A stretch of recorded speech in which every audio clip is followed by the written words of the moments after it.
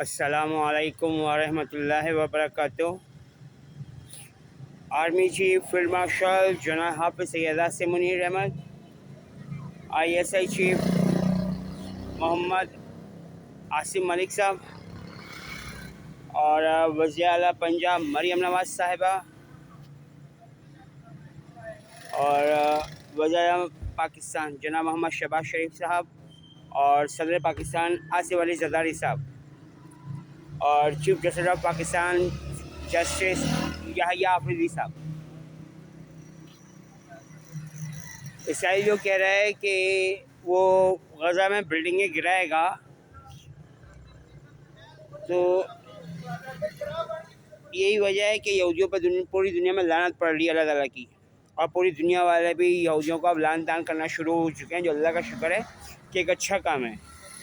کیونکہ یہودی ہر بار اپنے ایسے پھر جاتے ہیں۔ اور یہ میں آپ کو بتا دوں کہ پوری دنیا میں جو بلڈنگوں میں آگ لگائی جا رہی ہے یہ یہودی ہی لگوا رہے ہیں۔ اس کے لیے وہ لوگ کرتے کیا ہیں،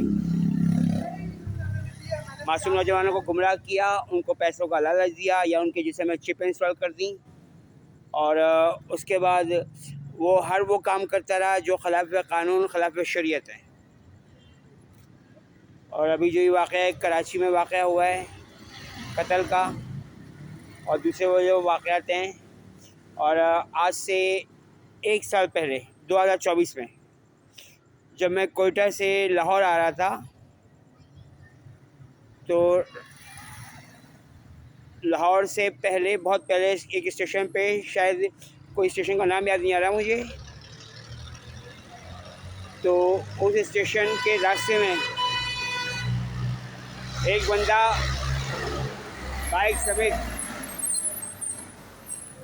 بندہ بائک سمیت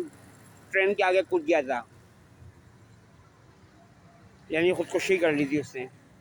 اور وہ میرا انتظار کر رہا تھا کہ یہ آئے گا تو میں گاڑی کے آگے کودوں گا۔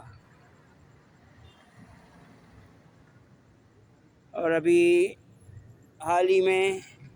جو راولپنڈی میں جو قتل ہوا، تو اس کے پیچھے بھی PTI یہودیوں کی جماعت ہے، اور اس میں بھی میری پرسنالٹی، میری شخصیت کو شو کیا جا رہا ہے۔ اب سمجھ میں نہیں آ رہا کہ پاک فوج مجھے اپنی تحویل میں کیوں نہیں لے رہی ہے۔ جب قانون پاس ہو چکا ہے تو مجھے اپنی تحویل میں لیا جائے، جبکہ دوسری طرف دیکھا جائے تو مساجد میں ہر وہ غلط کام ہو رہا ہے جو دین اسلام میں منع کیا گیا ہے، اور آستانوں میں یہ کام ہو رہا ہے جو غلط کام ہے۔ بہرحال میں بات کر رہا تھا، اللہ تعالیٰ ان کو ہدایت دے، میں بات کر رہا تھا کہ بنجمن نتنیاہو جو غزہ پر قبضے کے لیے ایک حرکتیں کر رہا ہے، تو یہ اور ذلیل و رسوا ہوگا انشاءاللہ، اور اس کا بیٹا تو اس کا دشمن بن ہی چکا ہے، کیونکہ بنجمن نتنیاہو نے جیسے یہودیوں نے، اور عمران خان جیسے یہودیوں نے نوجوانوں کو یہ تعلیم دی ہے کہ اپنے ماں باپ کو قتل کرو، تو بنجمن نتنیاہو کا بیٹا بھی اپنے باپ پہ ہاتھ اٹھایا ہے، جو ایک اچھی حرکت نہیں ہے، لیکن بنجمن نتنیاہو تک یہ پیغام پہنچ جائے اور دوسرے یہودیوں تک کہ محکمات کا عمل ہوگا۔ آپ مسلمانوں کو شہید کر رہے ہو، میرے مسلمان بھائیوں کو شہید کر رہے ہو، دوسرے مذہب کے لوگوں کو بے گناہ قتل کر رہے ہو آپ، تو یہ کام تو بنجمن نتنیاہو آپ کے ساتھ بھی ہوگا۔ اور یہ بھی کہ یہودیوں پہ اس وقت تک اللہ تعالیٰ کی لعنت پڑتی رہے گی جب تک وہ محمد مصطفیٰ صلی اللہ علیہ وسلم کو خاتم النبیین، آخری نبی، آخری رسول، آخری پیغمبر نہیں مانتے، اور اپنے دل سے اس بات کا حسد نہیں نکال دیتے کہ محمد مصطفیٰ صلی اللہ علیہ وسلم حضرت اسماعیل علیہ السلام سے کیوں ہیں، حضرت اسحاق علیہ السلام سے کیوں نہیں ہیں۔ اب جو اللہ تعالیٰ چاہتا ہے تو وہ ہوگا نا، یا جو یہودی چاہتے ہیں وہ ہوگا، جو اللہ چاہے گا وہ ہوگا بے شک۔ تو یہودی پوری دنیا میں ذلیل و رسوا ہوتے رہیں گے، یہاں تک کہ حضرت عیسیٰ علیہ السلام اور امام مہدی آنے والے ہیں، اور جو اب ٹیکنالوجی کی جو بارشیں ہو رہی ہیں، اور جو مصنوعی زلزلے لائے جا رہے ہیں، اور 2005 کا جو زلزلہ تھا کشمیر میں، آزاد کشمیر میں، مظفر آباد میں جو آیا تھا، تو وہ بھی ہاٹ ٹیکنالوجی کا ہی زلزلہ تھا۔ اور جہاں تک بات ہے ایزی والوں کی، تو کراچی میں نے ایزی سینٹر پہ کال کیا تھا میں نے کل، لیکن وہ بات ہی نہیں سنتے، وہ کال کاٹ رہے ہیں وہ. اور لاہور ایزی میں جو ان کے سینئر ہیں